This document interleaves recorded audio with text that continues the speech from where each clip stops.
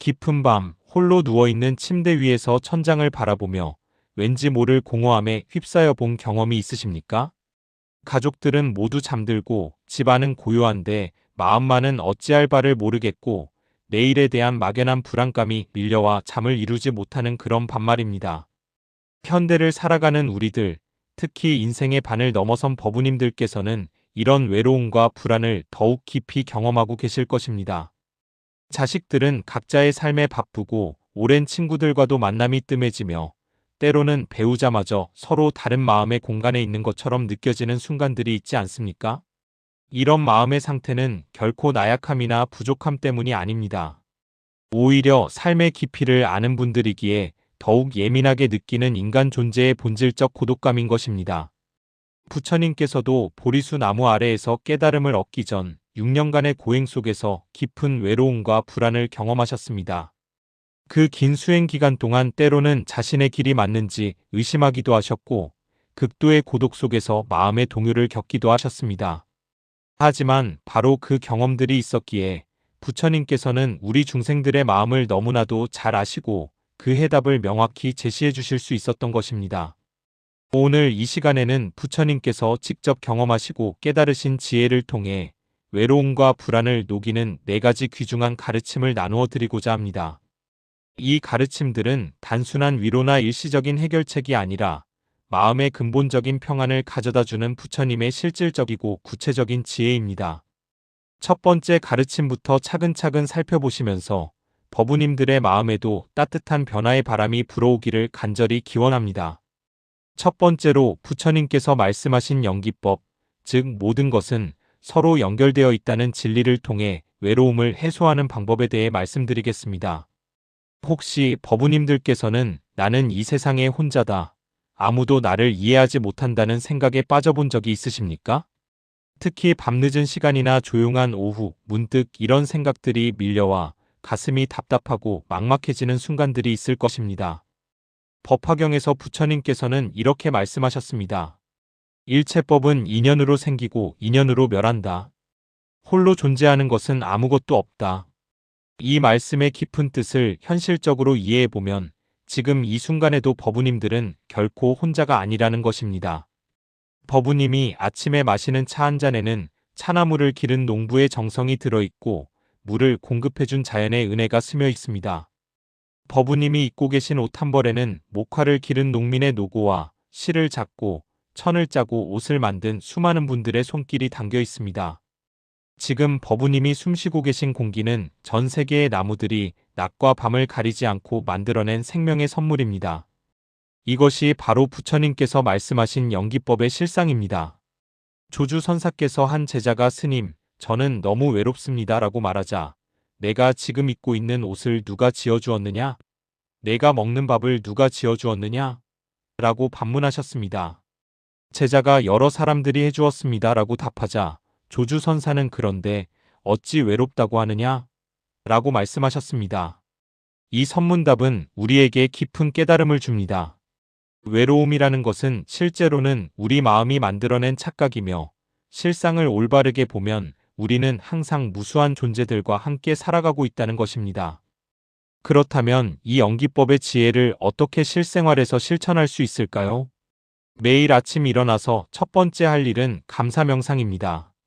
침대에서 일어나기 전 5분만 시간을 내어 지난밤 나를 보호해준 집에 감사하고 따뜻한 이불에 감사하며 새로운 하루를 맞을 수 있게 해준 모든 인연들에 감사하는 마음을 가져보십시오.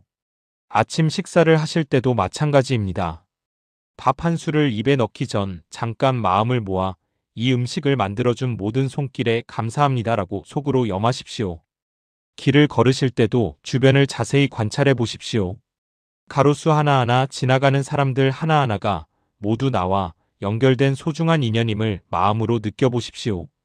특히 외로움이 밀려올 때는 창문을 열고 하늘을 바라보면서 저 구름도, 저 새들도, 저 바람도 모두 나와 함께 살아가는 동반자구나 라고 생각해 보십시오. 이런 연습을 꾸준히 하시면 외로움이라는 것이 얼마나 허상인지를 점점 깨닫게 되실 것입니다.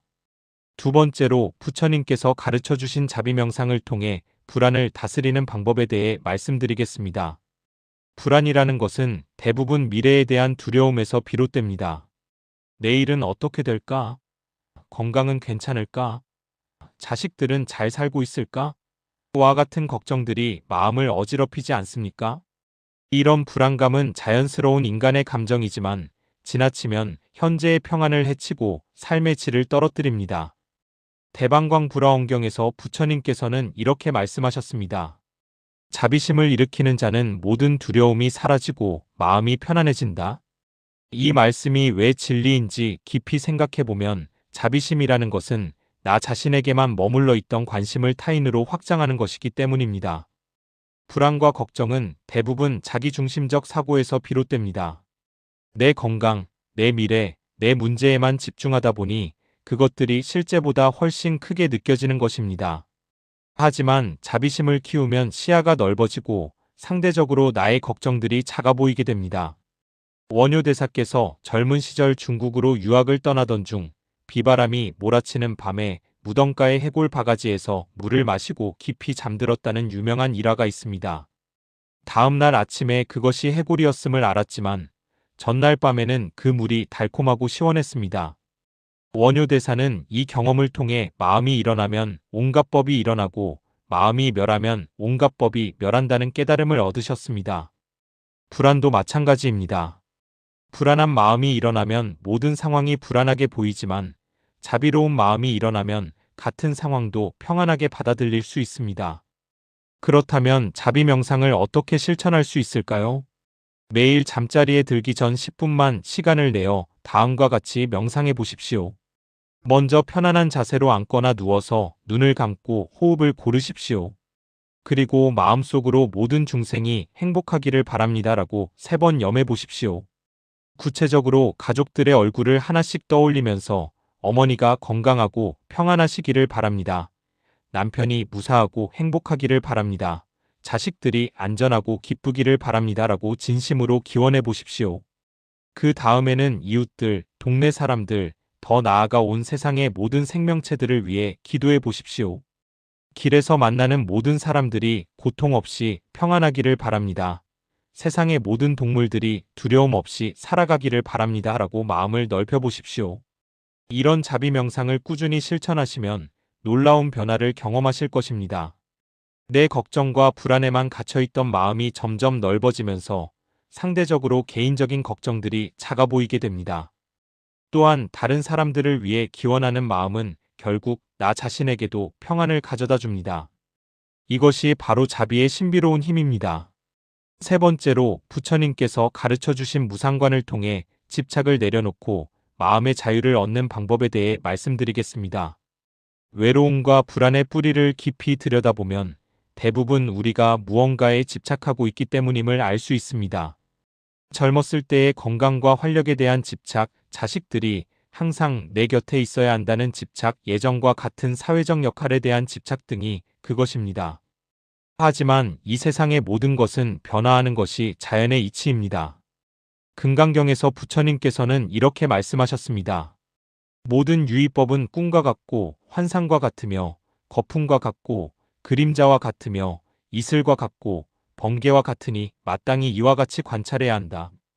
이 말씀은 세상의 모든 현상이 영원하지 않음을 깨닫게 해줍니다. 우리가 집착하는 것들 마이너스 건강, 재산, 지위, 관계 마이너스 이 모든 것들이 언젠가는 변화하고 사라질 수밖에 없는 것들입니다. 이것을 받아들이기 어려워하는 마음이 바로 고통의 원인입니다. 해능 대사께서 제자에게 바람이 움직이는가, 깃발이 움직이는가? 라고 물었을 때 제자는 바람도 깃발도 아닌 마음이 움직이는 것입니다. 라고 답했습니다. 이 유명한 선문답은 외부 상황 자체가 문제가 아니라 그것에 대한 우리 마음의 반응이 고통을 만든다는 것을 보여줍니다. 나이가 들면서 몸이 예전 같지 않다는 것, 자식들이 독립해서 집이 조용해진 것, 은퇴 후 사회적 역할이 줄어든 것 마이너스 이런 변화들 자체는 자연스러운 것입니다. 문제는 우리가 이런 변화를 받아들이지 못하고 계속 예전 상태에 집착하려고 할 때 생기는 것입니다. 그렇다면 무상관을 어떻게 실천할 수 있을까요? 첫 번째 방법은 매일 변화를 관찰하는 것입니다. 아침에 일어나서 거울을 볼 때 오늘의 내 모습도 어제와 다르구나라고 받아들여 보십시오. 정원의 꽃들을 보실 때도 이 꽃도 피었다가 언젠가는 질 것이구나. 하지만 그것이 자연스러운 아름다움이구나라고 생각해 보십시오. 계절이 바뀌는 것을 보면서 모든 것은 때가 되면 변한다. 봄이 있으면 겨울도 있고 만남이 있으면 이별도 있는 것이 자연의 이치구나라고 받아들여 보십시오. 두 번째 방법은 감사한 마음으로 지나간 것들을 보내드리는 것입니다. 예를 들어 건강했던 젊은 시절에 대해 아쉬워하기보다는 그 시절이 있었기에 지금의 내가 있다. 그 모든 경험들에 감사한다고 마음으로 인사를 드려보십시오. 멀어진 친구들이나 돌아가신 분들에 대해서도 좋은 인연을 맺어주셔서 감사했습니다. 이제는 평안하시기를 바랍니다라고 마음으로 작별 인사를 해보십시오. 세 번째 방법은 현재에 집중하는 연습입니다. 과거에 대한 그리움이나 미래에 대한 걱정보다는 지금 이 순간의 소중함을 느껴보십시오. 차 한 잔을 마실 때는 그 따뜻한 온기와 향기에 온전히 집중해 보십시오. 산책을 할 때는 발걸음 하나하나, 바람의 느낌, 새소리에 마음을 모아보십시오. 이렇게 현재에 집중하는 연습을 하시면 집착에서 벗어나 마음의 자유를 경험하실 수 있습니다. 네 번째로 부처님께서 가르쳐 주신 정령과 정정진을 통해 내면의 힘을 기르고 마음의 평안을 얻는 방법에 대해 말씀드리겠습니다. 외로움과 불안을 근본적으로 해결하려면 외부 상황에 의존하지 않는 내면의 안정감을 길러야 합니다. 이것이 바로 부처님께서 강조하신 정령과 정정진의 힘입니다. 대념처경에서 부처님께서는 이렇게 말씀하셨습니다. 자신을 등불로 삼고 법을 등불로 삼아라. 다른 것에 의지하지 말라. 이 말씀은 궁극적으로 우리 자신의 내면에 모든 해답이 있다는 뜻입니다. 외로움을 달래기 위해 끊임없이 외부의 자극이나 관심을 구하거나 불안을 해소하기 위해 점술이나 미신에 의존하는 것은 임시방편일 뿐입니다. 진정한 평안은 내면의 고요함에서 나옵니다. 달마 대사께서 중국에 도착했을 때 양무제가 제가 절을 많이 짓고 공덕을 많이 쌓았는데 어떤 복이 있겠습니까? 라고 물었습니다. 달마 대사는 무공덕이라고 답하셨습니다. 외부의 공덕에 의존하려는 마음 자체가 집착이며 진정한 공덕은 마음의 청정함에 있다는 뜻이었습니다. 양무제가 다시 성스러운 진리의 첫째 뜻이 무엇입니까? 라고 묻자 달마 대사는 광활하여 성스럽다 할 것이 없다고 답하셨습니다. 우리의 본래 마음 자체가 이미 완전하고 평안하다는 깊은 가르침입니다. 그렇다면 정령과 정정진을 어떻게 실천할 수 있을까요? 첫 번째는 매일 일정한 시간을 정해서 좌선이나 연불을 하는 것입니다. 아침에 일어나서 30분 또는 저녁에 잠들기 전 30분이라도 좋으니 조용한 곳에서 마음을 가다듬는 시간을 가져보십시오. 좌선을 하실 때는 허리를 곧게 세우고 편안히 앉아서 호흡에만 집중해 보십시오. 들숨과 날숨을 세면서 마음을 한 곳에 모으는 연습을 해보십시오.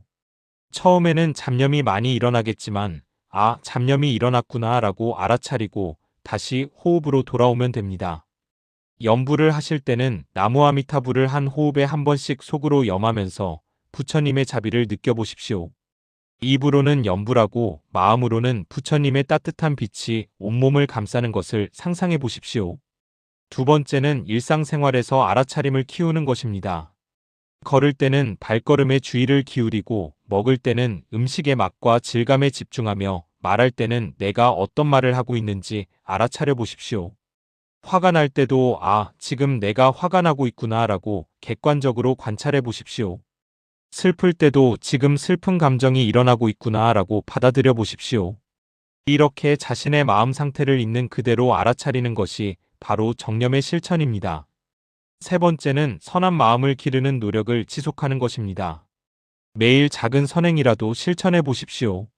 이웃에게 따뜻한 인사를 건네거나 길가에 쓰레기를 주워서 버리거나 어려운 이웃을 위해 작은 정성을 보내는 것도 좋습니다. 또한 부정적인 생각이 일어날 때마다 긍정적인 생각으로 바꾸는 연습을 해보십시오. 나는 늙고 쓸모없다는 생각이 들면 나는 오랜 경험과 지혜를 가진 소중한 사람이다라고 바꿔보십시오. 아무도 나를 필요로 하지 않는다는 생각이 들면 내가 베푼 사랑과 관심이 많은 사람들에게 도움이 되었다고 생각해 보십시오. 네 번째는 법우들과의 소통입니다. 혼자서만 수행하지 마시고 같은 마음을 가진 법우들과 함께 법담을 나누고 서로 격려하는 시간을 가져보십시오. 절이나 법회에 참석해서 함께 연불하고 경전을 읽는 것만으로도 큰 힘이 됩니다. 또한 가족들에게도 자신의 마음을 솔직하게 표현해 보십시오. 요즘 마음이 좀 외롭다고 말하는 것은 부끄러운 일이 아닙니다. 오히려 솔직한 소통을 통해 더 깊은 이해와 사랑을 나눌 수 있습니다. 이렇게 정령과 정정진을 꾸준히 실천하시면 점점 내면의 힘이 강해지고 외부 상황에 흔들리지 않는 평안한 마음을 기를 수 있습니다. 외로움과 불안은 결코 나약함의 표시가 아니라 더 깊은 평안을 찾아가는 과정의 신호입니다. 부처님께서 제시해 주신 이 네 가지 지혜의 길을 통해 법우님들의 마음에 진정한 평화가 깃들기를 간절히 기원합니다. 정리해보면 첫 번째로 연기법을 통해 모든 존재가 서로 연결되어 있음을 깨달아 외로움을 해소하고, 두 번째로 자비명상을 통해 마음을 넓혀 불안을 다스리며, 세 번째로 무상관을 통해 집착을 내려놓고 마음의 자유를 얻고, 네 번째로 정령과 정정진을 통해 내면의 힘을 길러 참된 평안을 찾는 것입니다. 이 가르침들이 법우님들의 일상에 작은 변화라도 가져다 주었다면 부처님의 자비가 전해진 것이니 정말 기쁜 일입니다. 오늘 말씀드린 내용 중에서 가장 마음에 와닿은 부분이나 실제로 실천해 보신 경험이 있으시다면 댓글로 나누어 주시기 바랍니다. 법우님들의 소중한 경험담은 다른 분들에게도 큰 격려와 도움이 될 것입니다. 또한 이런 부처님의 지혜가 더 많은 분들에게 전해질 수 있도록 좋아요와 구독도 부탁드립니다. 끝으로 오늘 이 법문을 듣는 공덕이 법우님들과 모든 가족들에게 건강과 평안을 가져다주고 온 세상의 모든 중생들이 고통에서 벗어나 행복하기를 간절히 회양합니다. 부처님의 자비광명이 항상 법우님들과 함께 하시기를 기원합니다. 나무 아미타불. 영상이 마음에 들으셨다면 구독과 좋아요, 댓글과 알람 설정 부탁드립니다.